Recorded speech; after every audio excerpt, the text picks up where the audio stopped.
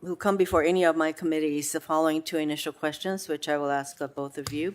Since you became a legal adult, have you ever made unwanted requests for sexual favors or committed any verbal or physical harassment or assault of a sexual nature? Justice Robinson? No. Ms. Sung? No, Senator. Have you ever faced discipline or entered into a settlement related to this kind of conduct? No, Senator. No, Senator. Thank you.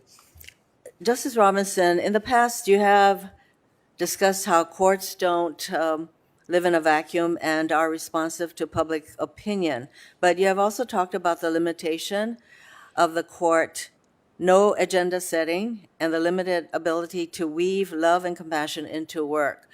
So can you tell us about the role of public opinion or personal experiences in judicial decision-making and what role it has and what role it should have, since you have said that judges don't live in a vacuum?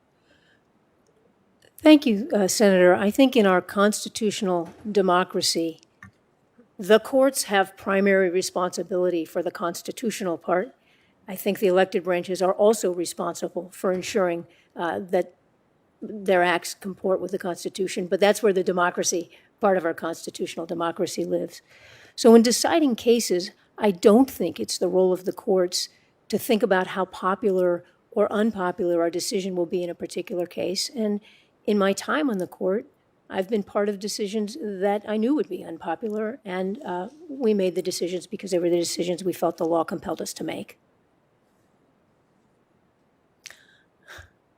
So I'm trying to, okay, well, I am of the view that that judges don't get on the bench and forget about all their life experiences, and that they are not just blank slates. And there are many times when in interpreting a law, which you have to apply to the case, to the facts of a case, yeah, I think your experiences do come into play. But for anyone to say otherwise, as many of our nominees previously have said, I think that is really kind of unbelievable. I'll leave that. You also have a long record advocating for LGBTQ rights, including same-sex marriage, and you also have gone out of your way in your statements to defend a faith community's right to set their own rules on who may marry. And you were asked about your approach to religious freedom just now, and you were instrumental, for example, in including protections in a Vermont marriage equality bill, protections that were requested by religious leaders.